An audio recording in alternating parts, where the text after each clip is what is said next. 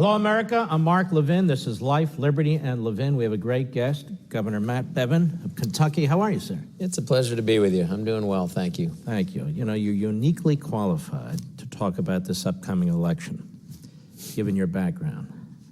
And I want to talk very briefly about your background, then we'll jump right in. First, the first office you've ever held is governor of Kentucky. That's correct. First office the president has ever held is president of the United States. He aimed a little higher, and I'm glad he did. He aimed a little higher, but I want to get into this with you in just a moment. You were elected the 62nd governor of Commonwealth of Kentucky in 2015. There haven't been many Republican governors of Kentucky, have there, in modern times? No, I might be like the fourth or so in the last 100 years. We don't do this very often, that's true. Now, you grew up with a family of 8. You lived in an old farmhouse. You were dirt poor, based on what I read. We were financially poor, but humble. Not dirt poor. Financially humble. That's right. Certainly under the poverty level. You grew up on a farm. You raised crops, livestock, and you had parents who instilled on you family and faith. You attended Washington Lee University in Virginia later in an ROTC scholarship. Upon graduation, active duty in the United States Army as an officer. You left the service having achieved the rank of captain. And you founded several companies in Kentucky. You invested in a number of others in the Commonwealth as well as in other states. And I want to talk about this election. I think it's very, very important. Then I want to circle back to your own experience and how you became governor. It wasn't so simple. It's not a straight line in a tough state. They keep talking about this blue wave. And some of the early indications are there is going to be, or maybe some kind of blue wave. You're a man of government, you're a man of history, you're a man of politics. What do you see happening here? I am a student of history. I've always prided, I grew up in a home with no television, so we did read a lot, and I've always been intellectually curious about a variety of things. And I tend to look at statistics, and they seem to stick in my head. And I do know this, that in modern times, there have only been twice when there was not a midterm shift in power. And so it is the norm. It would be unusual if the Democrats did not take control of the House. In fact, the average has been 31 seats in each of the midterm elections that have changed parties. The Republicans have a 24-seat lead, I believe, which would imply that they would be 7 seats down. Statistically, historically, it's a given that they will lose the House. But there have been 2 times when that did not happen. I truly do believe this will be the 3rd time.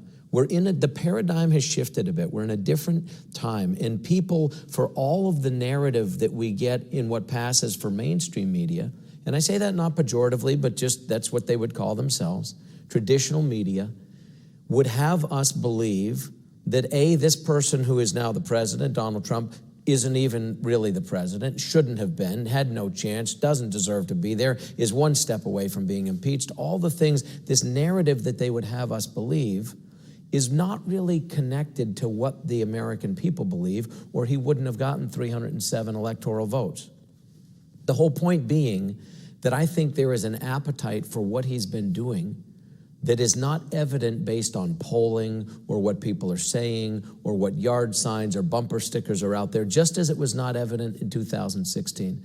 I think this will be the 3rd time. Will the Republicans lose seats? Yes, they will. It would be shocking if they did not. In fact, they will lose seats. Will they lose 31? I don't believe so. Will they lose even 25? I don't believe so. We'll see. I mean, the voters will decide. Every district is different. But the level of resentment that is held by a handful is not widespread among the people. And I truly believe that people are grateful for this president, his willingness to shake things up, his willingness to deliver on promises that he made.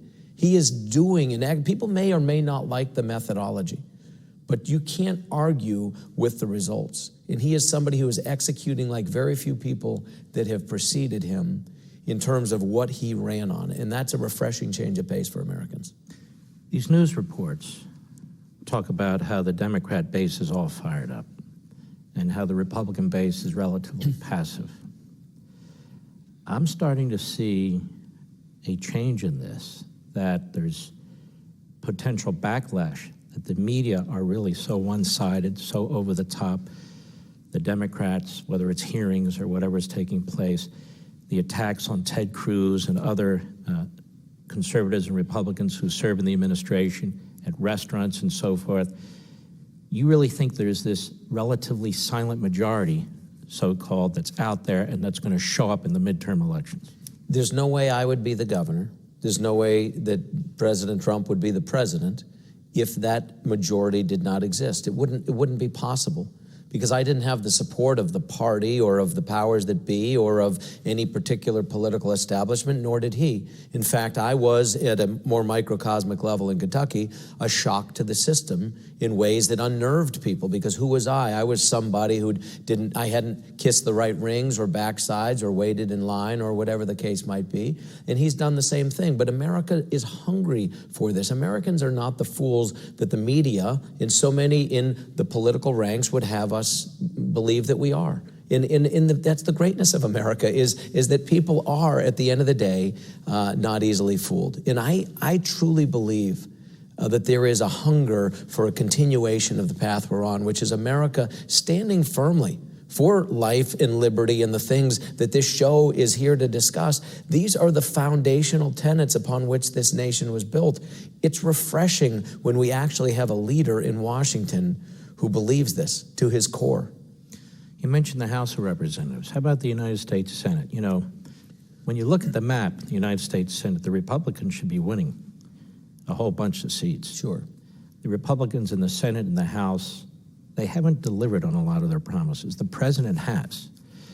Spending's way up, the debt's way up, but they've done some good things. I mean, with judges and so forth, but not an additional penny for the wall that the president is trying very, very aggressively to get taken care of. How do you see the Senate in this election? I would be shocked if they didn't pick up 1 or 2 seats. I mean, you're correct, in a different environment, with a different sense of motivation and a different sense of urgency, perhaps. And the reasons for why we're not getting those things, you could lay, directional blame in any number of directions. We might pick up 5, 6, 7. Truthfully, we have far more potential pickups than we have seats to defend as Republicans. I say this as a Republican.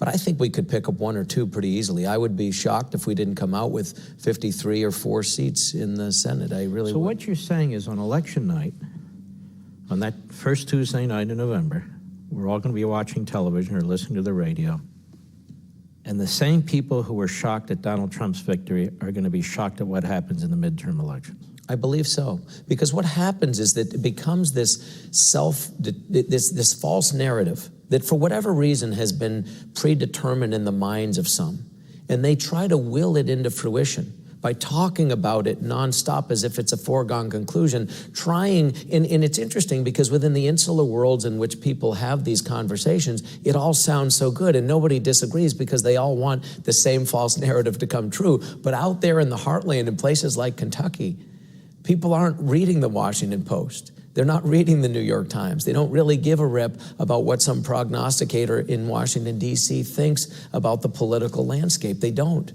What they care about are the same things that they have always cared about. They care about the security of their families, the physical security and the financial security. They care about their wallet. They care about whether the money that they earn is able to be kept as much as possible by themselves, and to the extent that it's not, what the government does with it is actually useful and productive. These are simple things. We're simple people. We're not easily fooled as Americans. We're not idiots, but at the same time, we also want simple things in our lives. We want our families to live in freedom, and we want as little government in our lives as possible. I wear this, button right here. It's a little pair of scissors cutting through red tape. It's an indication people on my team wear this. I pledged when I was elected, I'm going to cut 30% of all the regulation in our state over 3 years, and we're well on our way to doing it. And people who say, hey, this is somehow going to compromise our safety, our security, our environment, what have you, nonsense. Still 100 and some thousand rules telling us what we can or can't do. Americans are fed up with this. Nobody wants a dirty environment or dirty air, dirty, unsafe streets or whatever the case might be. But they are increasingly less convinced that more government rules are the answer to give them the liberty that innately they were created to crave. and that we've been blessed in this nation like no people that have ever lived on this earth to have in such abundance that we can afford to take it for granted. It's my greatest fear. I was asked recently, what the biggest threat to America was. I think it's our apathy. It is the fact that we are so blessed that we can afford to not care. Think about that. We have so good that we can afford to not care, and we're convinced that our quality of life is not likely to change much. That's the beginning of the end. Every culture and civilization since the dawn of man has crumbled from within. Exterior wars, wars move nations' capitals. They move borders. But wars do not destroy cultures. Wars do not destroy civilizations. Those are destroyed from within due to complacency and due to apathy. Beyond this presidency, beyond this election, do you think we're beginning to crumble from within? There's no doubt. I wrote a letter back some years ago to someone in the faith-based community, and it was entitled, "Where Are the Daniels?" And this was before I had ever thrown my hat into the political arena. This was as somebody, as an observer, as a father, as a veteran, as a husband, as a tax-paying employer of other people. Somebody who was like so many of your viewers that is just out there living my life. I looked around at the landscape and I said, what are we doing? We've become numb. We have come, and again, it's not to pick on, I'm a big believer in term limits. I just am, always have been. Nothing good comes from complacency in any one place. Whether it's in a business, whether it's in government, whether it's in a church, pick the category. If people become too accustomed to any one thing for too long, it usually doesn't result in a better environment. And so to that end, I looked around and I said, America is getting soft. The underbelly is getting soft. And I did worry about this. So I wrote this letter. I said, where are the Daniels? Where are the people from among us, normal people, that are willing to rise up and give some modern day equivalent of defiance to the king and say, this is not acceptable. This is not who we are. These are not the values that we hold. And so this has been something of concern to me for some time. I will say this, you often hear people in politics talk about how we're at some kind of a crossroads. I would beg to differ only in this respect. I think in recent years, and we saw it in 2016 and we're still there, it's more of a fork in the road. A crossroad implies a lot of options. A fork in the road, you go in one way or the other. And America is still, but has very much in recent years been at this fork in the road. And we were going to dogleg hard to the left in a way that may or may not have ever been possible to return from or go to the right. When we come back, I want to ask you, what should all these Republicans be running on? You're a conservative. You ran as a conservative. You fought through the primary system. You were elected governor of Kentucky. I think your advice during these times would be particularly useful. Ladies and gentlemen, don't forget, almost every weeknight you can join us over at crtv.com, and watch my show, which is Levin TV. Just go to crtv.com/mark, crtv.com/mark, or give us a call at 844-LEVIN-TV, 844-LEVIN-TV. We'd love to have you over there in our growing conservative community. We'll be right back.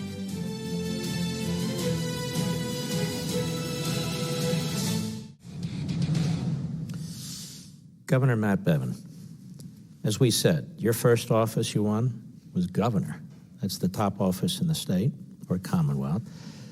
Donald Trump runs for his first office. He becomes president of the United States.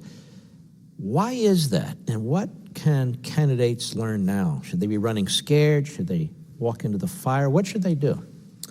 I'll answer that question as it relates to candidates, but I'll speak to why I think it even happened in my case.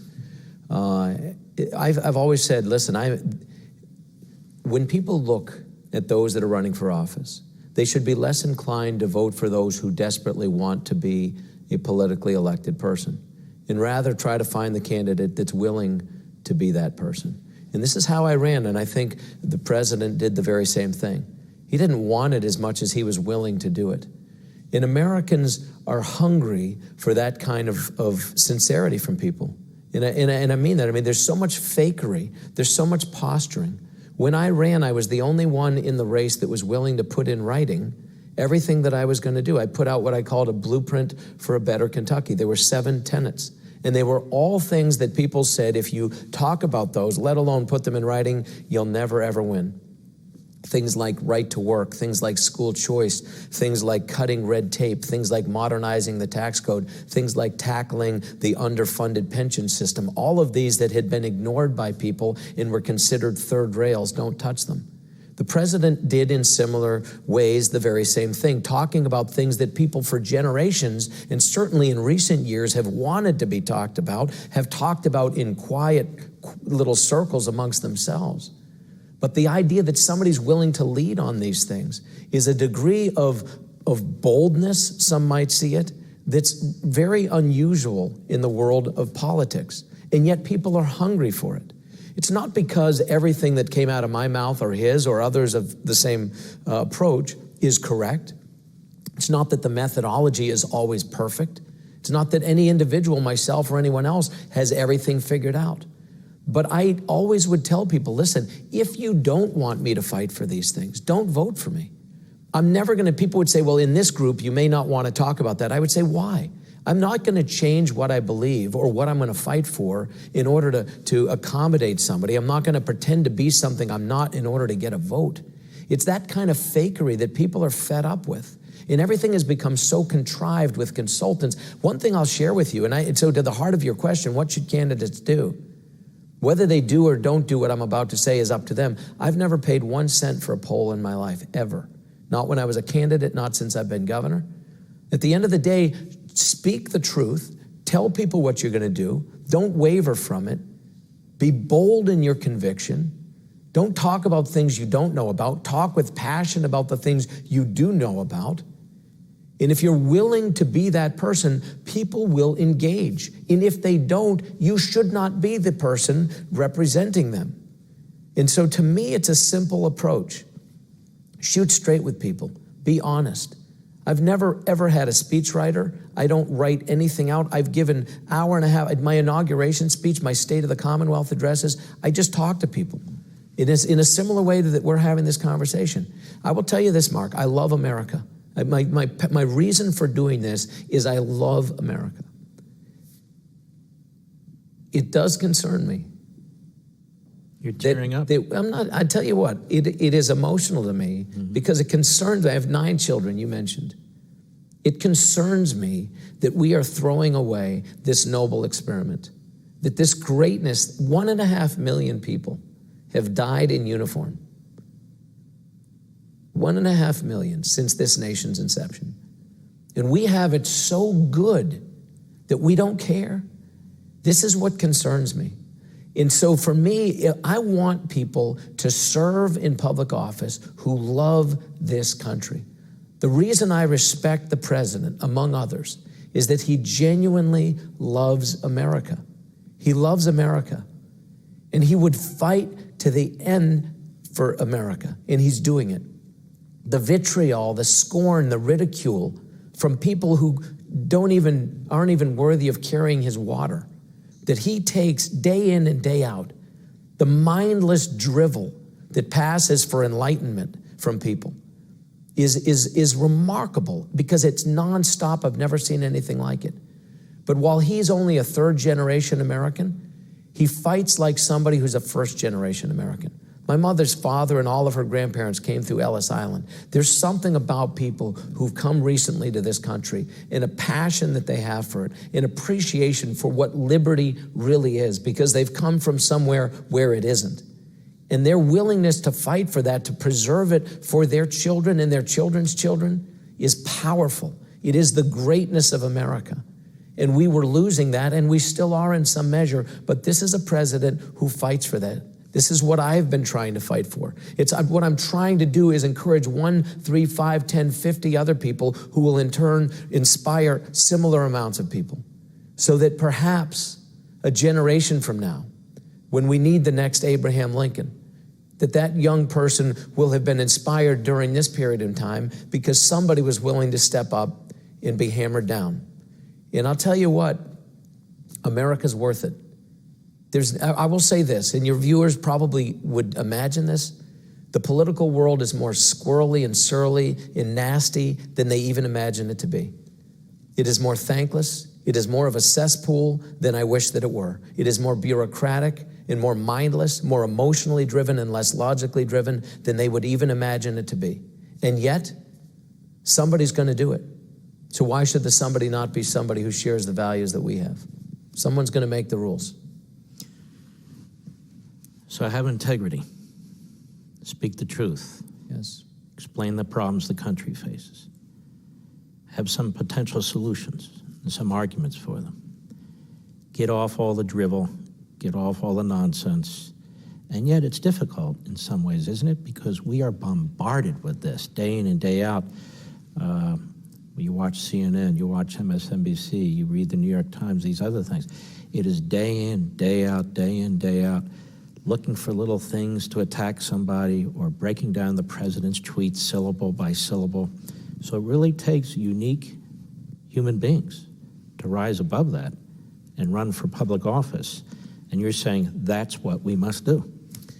There's a certain thickness of skin that is required, but it helps to have come from a certain background. I'm blessed to be a compilation of my life experiences. I did grow up below the poverty level in a humble way, but I've served in the military. I've come up through a hard knock world, as some would describe it, but I'm blessed by that. It's made me strong. It's made me resilient. I've buried my oldest child. That changes you. That affects your life in ways that I couldn't even begin to articulate.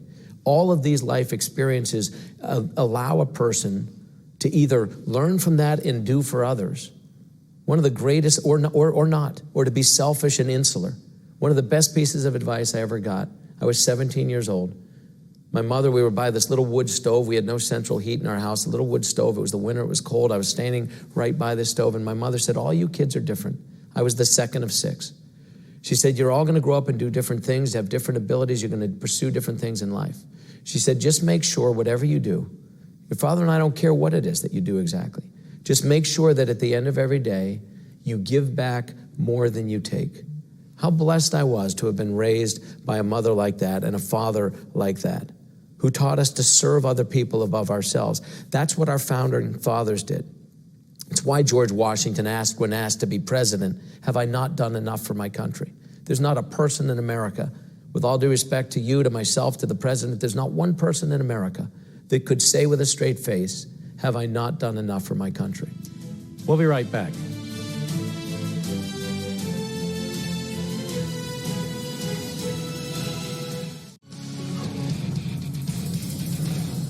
Governor Matt Bevin, Kentucky.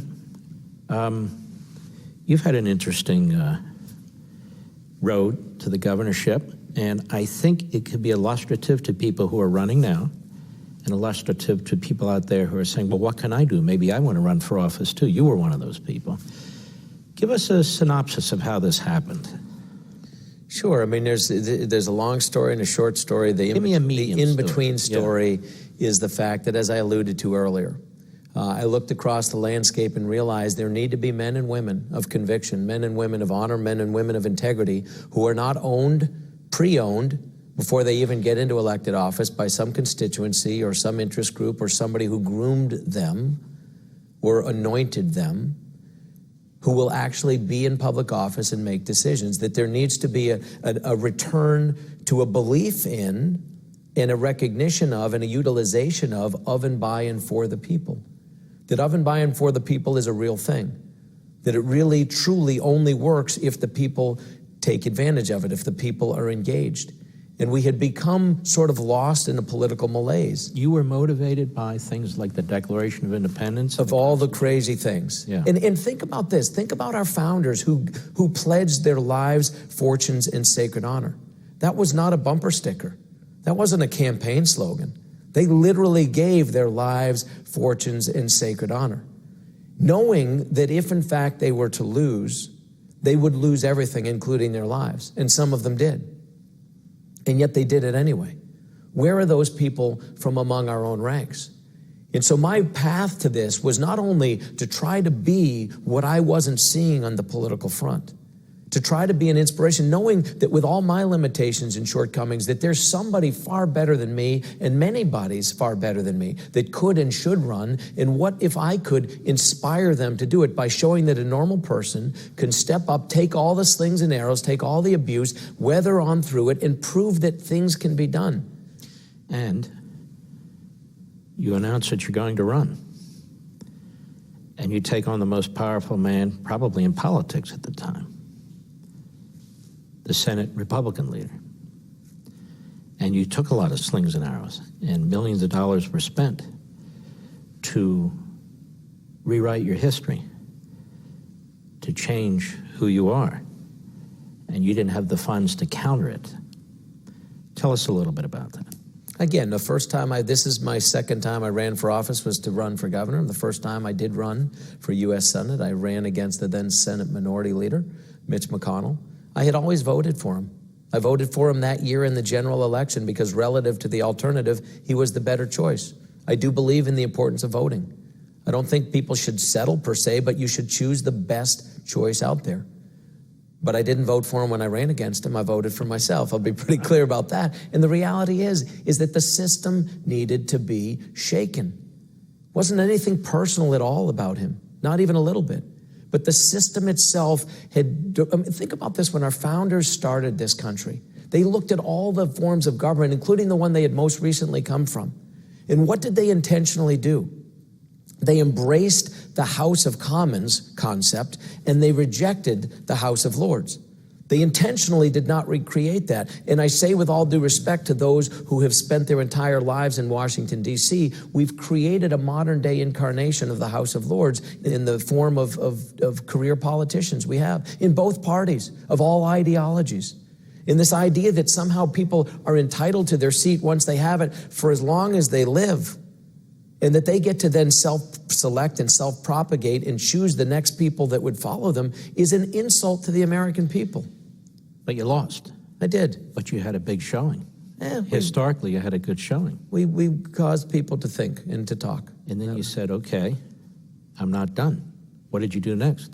I really wasn't planning to run again. My intent had been to rock the boat and to wake people up, to shake people from their apathy. But when I did run for governor, there were 3 Republicans that were already in the race. They were all good men. I knew them all. I voted for any one of them over the 2-term attorney general who was going to be the likely nominee, and indeed was the nominee from the other side.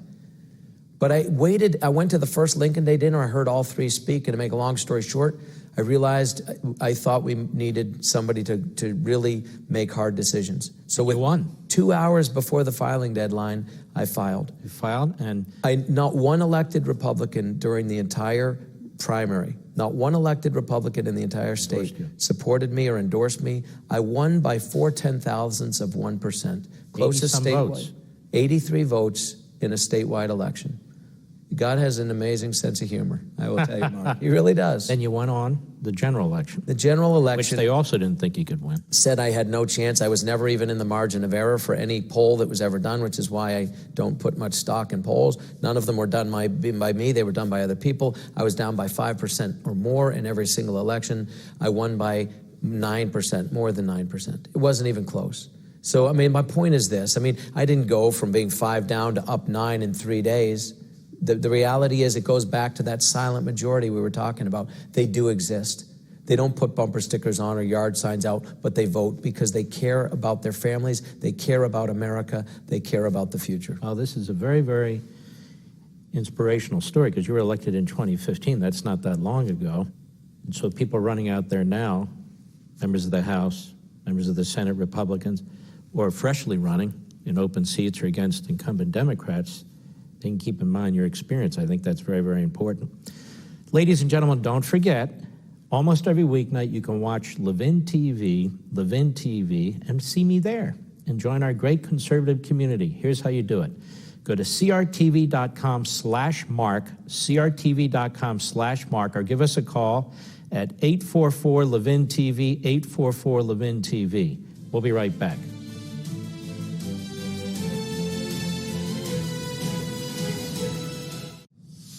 Governor, let's get very specific here. What do you think 2, 3, 4 most important issues are that governments at all levels should be addressing, candidates should be addressing, and the American people need to be alerted to? There are several things. One I've alluded to earlier, I won't go into again in great detail, cutting the regulation. We make it so difficult for a young entrepreneur or a newly arrived American or even somebody who's been here for years to be able to pursue the American dream as we've historically known it to exist. The suffocation of overregulation and bureaucracy is destroying the innovative spirit that has made us unique among nations for generations. That's one thing. Number two, the amount of debt that we are piling on this nation is criminal, frankly, because there's no chance that it's ever going to be repaid. Both parties. Both parties are doing it. We've just most recently, this latest budget that was passed was an absolute insult, and truth be told, was not the proudest moment of a Republican-run administration in Congress. It just wasn't. We owe better than that to the next generations. $21 trillion and counting. The fact that anybody still buys our debt under the apparent assumption that we're going to pay them back is remarkable to me.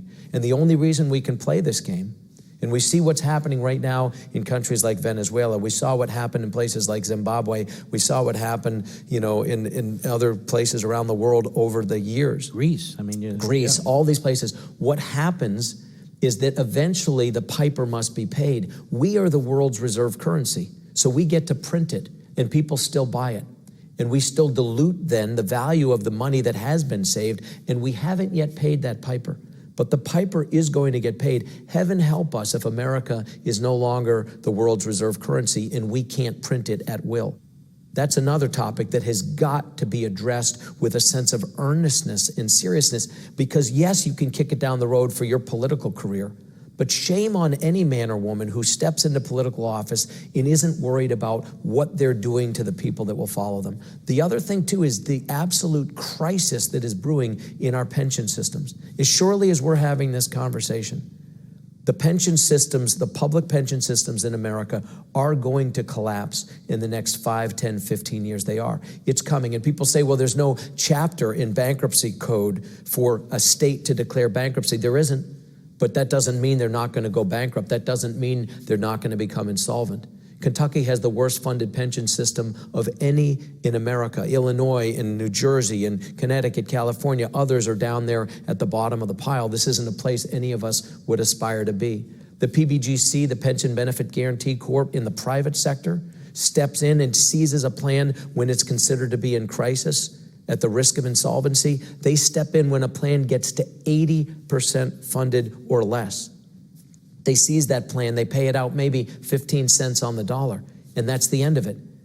There are very few public pension plans in America, and in Kentucky, there's not a single one that's even close to 80% funded. Our largest, in which hundreds of thousands of people are under the impression they're going to continue to get a pension benefit, is 16% funded. And I'm being fought by people in my own party and outside my party and the media. to try to save a system. I'm trying to meet the obligation, doing something that's never been done. The reality is I've put billions and billions of dollars in at the expense of other things to try to shore up and preserve a system where promises were made, actuarial assumptions were not accurate. We've assumed rates of return. We've made promises with nobody funding those promises. And the gig is about to be up. In America, this is probably somewhere between a $5 and $10 trillion problem of unfunded liability, depending on which assumptions you use or what you assume the market will produce. These are issues that people in elected office have got to take seriously, because the greatest threat to our nation, in addition to our apathy, is our financial insolvency. If we can't look at, I don't mean to pick on a country, but Spain, the Spanish Armada, they once ruled the seas of the world. They have battleships in their harbors literally rusting because they can't even afford to maintain them or take them out. If we think it can't happen to us in America, how arrogant, how delusional, how disregarding of history are we if we don't think these things could happen to us? We've got to be serious about this. And what's amazing is it is never discussed. In the media, it's never discussed, despite all the panels, despite all the guests, despite all the hosts, despite all the 24/7 programming, it's never discussed. We'll be right back. Governor Bevin, let's say you're wrong, and there is this huge blue wave, and they take the House, big numbers, they chip away at the Senate. They've already told us about impeachment, these massive investigations. I mean, the country's really going to go through some kind of hell, is it not? It would be chaotic. There's no question about it. And it would be to the detriment not only of the whole political system and of the sanity of your average person who pays attention to that, but frankly of the entire foundations of this nation. It really would be. It would be very, very detrimental to our way of life. And here's the thing. Despite all the attacks on the president, look at the economy. Economy's chugging along beautifully. People are getting jobs, unemployment, all facets of our economy, all races, all genders, way down. Regulations that you talked about, so entrepreneurs can develop their products and market them. Look at our foreign policy. Look what he's done with Israel. Look what he's done with Iran, North Korea. Look what he's doing with China and Russia. If the Democrats have this massive sweep and they try to take out the President of the United States because they're furious that he dared to win in 2016, I think our enemies are going to be thrilled. I think they're going to be emboldened. I actually think this could be dangerous. There's no question about it. And here's the important thing for people to understand. Without beating the apathy drum again, the greatest danger is that people who love America, who value the principles of life, liberty, and the pursuit of happiness, who do believe in the constitutional principles upon which we were founded, if they sit at home, if they don't get engaged, and I would encourage your listeners to not just themselves, but to find 1, 3, 5, 10, 50, and 100 other people. Use social media. It's a powerful tool. Use word of mouth. Talk to people at church. Talk to people at work. Talk to people wherever you happen to go and spend your time, and encourage them to get out and vote to vote their values and not their party. This is the important thing for people to understand. The values we're talking about are shared by people of all political stripes. This is not a time to be partisan. This is not a time to think about what's in your party's best interest, but to think about which values this nation was built on, which values matter to you as an individual, to a community, and to us as a nation, and to vote those values and not your party. Can you also imagine what would happen to our courts? To the Supreme Court? I mean, can you imagine if this president can't put his imprint on the courts the way Obama did, which was massive, ideological change on the circuit courts and so forth? We seem to be in a position that if a Republican or Donald Trump wins and the Republicans take the House and Senate, it's intolerable. Because their trajectory is to centralized, all-powerful, progressive government. And so they're trying to undo the election. They talk about impeaching Kavanaugh. They talk about impeaching Clarence Thomas. They talk about impeaching the President of the United States. Have you ever heard talk like this before? No, I mean, it's literally, this is what they used to refer to as sedition. And the reality is this: it's the last recourse for small minds. When they cannot be apologists for their own line of thinking, they run to the courts and they try to find people who will paint people in little corners. It is the hobgoblin of little minds is this kind of behavior. It really is. We'll be right back. Governor Matt Bevin of Kentucky, I'm going to ask you a question I ask a lot of guests here. Where do you see this nation in 5 to 10 years? Depends on us, depends on the people, depends on the electorate. Winston Churchill was often referred to as the Lion of England. And he, while he wasn't a humble man, didn't particularly like that moniker, and he once duly noted, he said, "I'm not the lion." He said, the people of England are the lion. He said, "But history has called upon me to deliver the roar." We are at a similar point in our nation's history. And the question is, for your viewers and for the voters and for the people of America, are we prepared and are we willing to step up? Are we willing in each of our own respective ways to deliver the roar? Are we ready to do it? Are we willing to do it? It may not be easy. It may not be fun. That's what's going to determine the trajectory of America. It really is. This is a gift, this noble experiment that we have been given at great sacrifice. This freedom that we talk about, as you know, was paid for by those we talked about earlier. What are we going to do with this gift? Are we going to squander it? Are we going to preserve it? We are running out of time. I'll tell you what, because we have it so good.